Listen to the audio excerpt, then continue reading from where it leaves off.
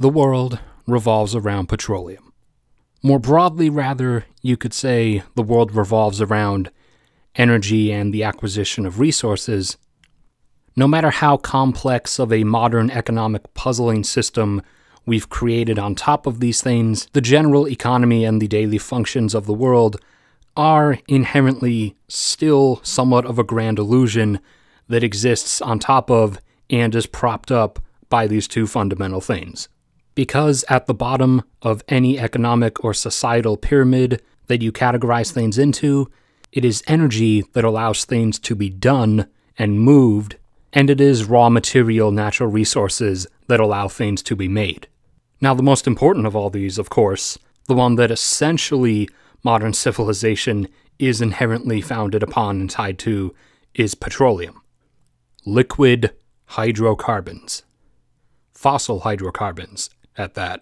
Before I go any further, I will just let you know this is a twice-a-year video I do, every 6 months or so, sort of a summary of everything significant, oil-related, that's happened over the past set of months. It's basically a podcast format video, meaning it's primarily just audio. There will be a shifting visual backdrop, just so it's not a blank screen. But I assure you it's probably in your better interest to do something or work on something in another tab while listening to the video rather than simply staring at a shifting visual backdrop.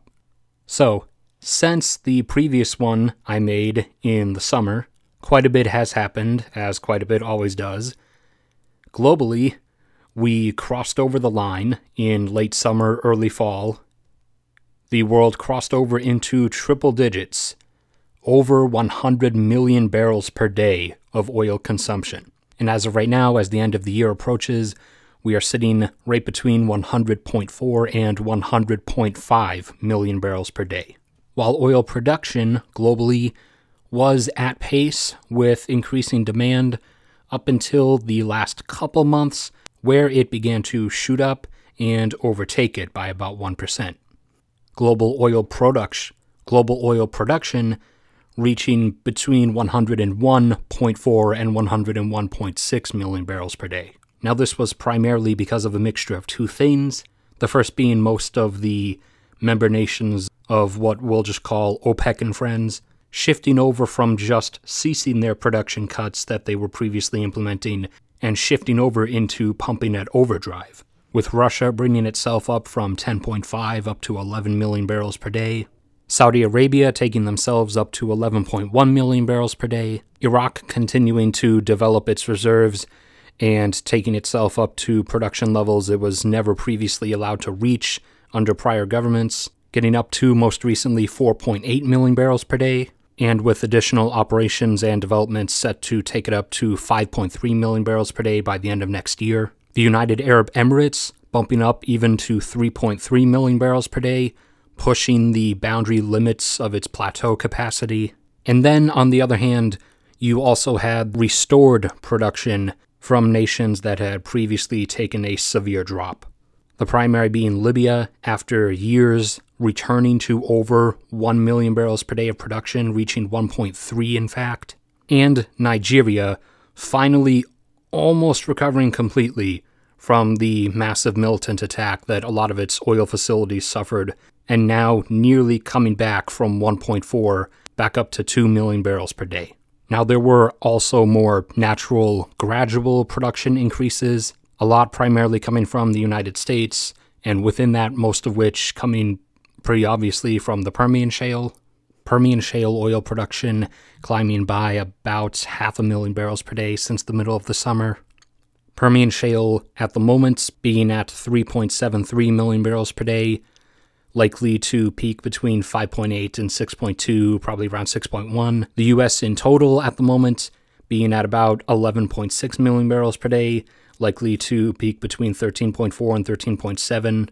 Now, these initially would have added up to more than the increase in production that was actually seen, but they were offset, of course, by declines. About 150,000 barrels per day of production was lost in Brazil. Another couple 100,000 barrels per day was lost across several dozen smaller oil-producing nations. The UK suffered a decent drop, tumbling down from about 1 million barrels per day down to about 800,000. and Mexico continued on its terminal decline, dropping from just over 1.9 down to just over 1.8 million barrels per day. Now, on that note in particular, Mexico, during these last several months, has tipped over the final line into becoming a net oil importer, as they're now averaging about 1.84 million barrels per day of production, while their domestic consumption rate is about 1.91 million barrels per day. And of course, the final two and largest decline factors, the ever-plummeting Venezuela, not from reserve depletion or regular output decline, mind you, but mainly from industry bankruptcy and thus lack of funding to maintain fields and repair any infrastructure or construct any additional infrastructure needed to maintain its previous plateau.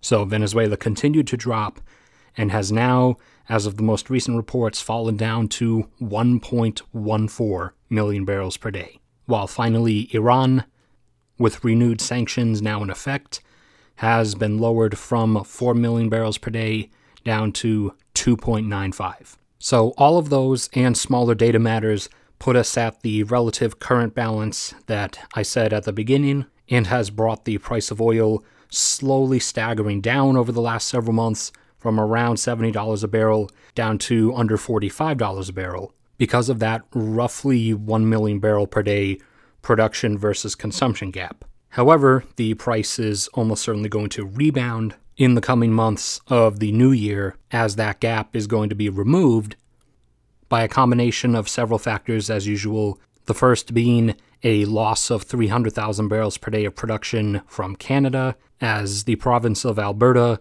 the tar sand region, is now producing too much oil, more than its export pipelines can actually handle.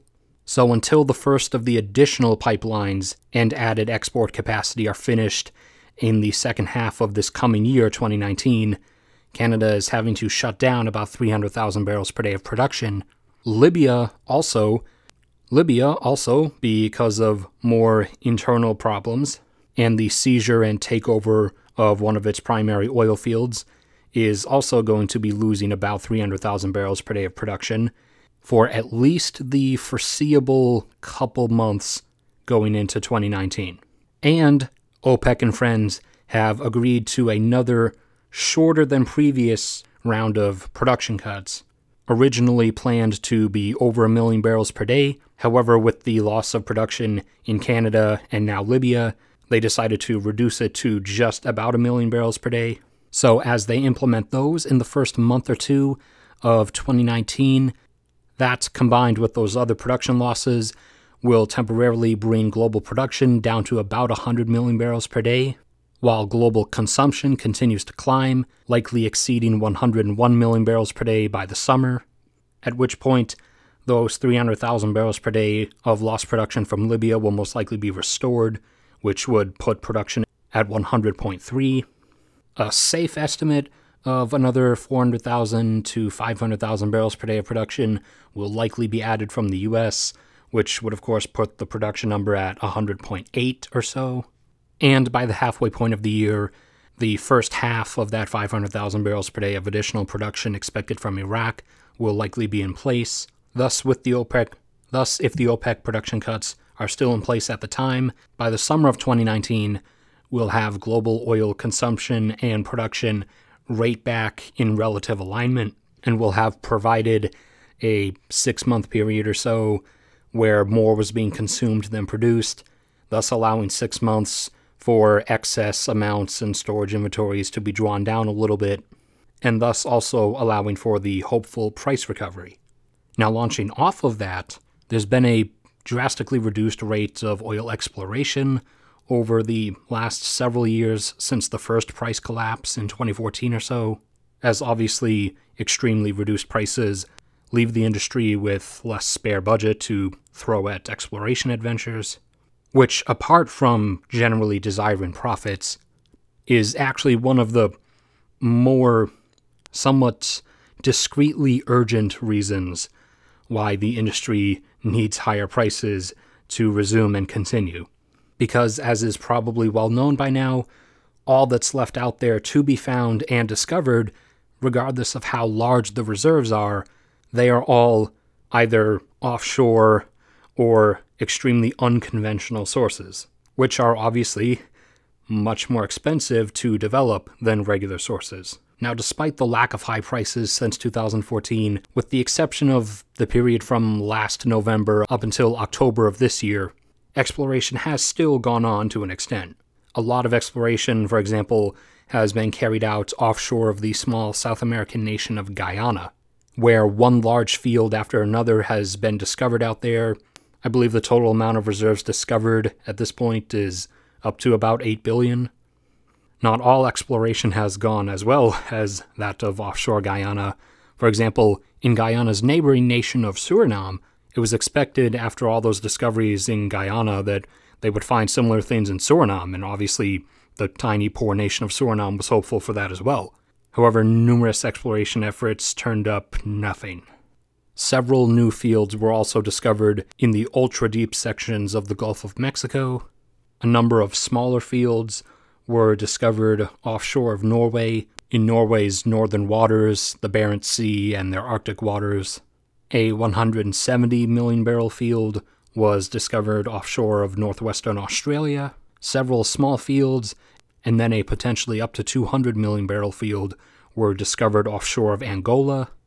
Between 1.4 and 1.8 billion barrels worth have recently been discovered offshore of Senegal, and recent preliminary exploration has indicated the presence of likely decent reserves in interior eastern Ghana. Now, for starting next year, additional new exploration efforts have been announced for some regions, with offshore exploration to begin off the coast of Mauritania, some exploration to take place off the coast of Namibia, additional exploration on top of what's already been done off the coast of Mozambique, some onshore exploration in Tanzania and Kenya, a couple of offshore seismic surveys off the coast of Somalia, a little bit of new exploration offshore of Nova Scotia, and further exploration offshore of Newfoundland, and also some exploration to begin around the Comoros Islands as well, which lie in that ocean basin between Mozambique and Madagascar. And, surprisingly, the UK decided to throw its arms up and say all bets are off. A lot of things that previously weren't offered are now being offered. Exploration off the north and northwest of Scotland, exploration off the southwest of the UK in conjunction with Ireland, and apparently they're even going to allow exploratory drilling in the English Channel. So the UK's giving off a bit of an air of desperation. So that's where we stand as of the moment, heading into 2019, obviously looking forward to seeing whatever comes out of the start of all those additional exploration endeavors. As of the moment, we're still looking at a likely second world oil production peak occurring in the now early to mid-2020s. Previously was expecting earlier 2020s, but now more likely early mid-2020s. The first one obviously having occurred back in 2006, world oil production remaining flat from 2006 to about 2008, with world oil demand overshooting it by nearly 2.5 million barrels. And of course launching us into this repetitive cycle that we're going to be in for a short while, where we have a brief peak, a massive price spike that fuels a rapid scramble and expansion of production capacity and new developments of further unconventional resources. That then of course boosts production and staves everything off for a while. Then it slows down, we peak again, we repeat the price process, and it will occur a number of times until eventually we've pushed the limits of everything and we have an actual final true peak and enter either a really gradually declining plateau afterwards or an actual global terminal decline of oil production. Now, just looking at numbers, a falling plateau is honestly more likely, and with the setup of things, I believe there's going to be a total of either 3 or 4 peaks, leaning towards likely 3 peaks, and the fourth would-be peak more just being an extension of a true global production plateau for a little bit before it actually turns into a declining plateau. So that's it for this world oil situation. Wrap everything up. If you enjoyed listening, please like the video, share it around to anyone else who might want to listen to something other than Trump drama. If you like hearing about energy and resources, then subscribe and stick around to the channel. If you want to support me in all of this, there's links to my Redbubble shop, Patreon, PayPal, everything's down in the description below, including a link to my side channel where I post aviation videos and stuff. But that's it for now. I'll see everybody around next time.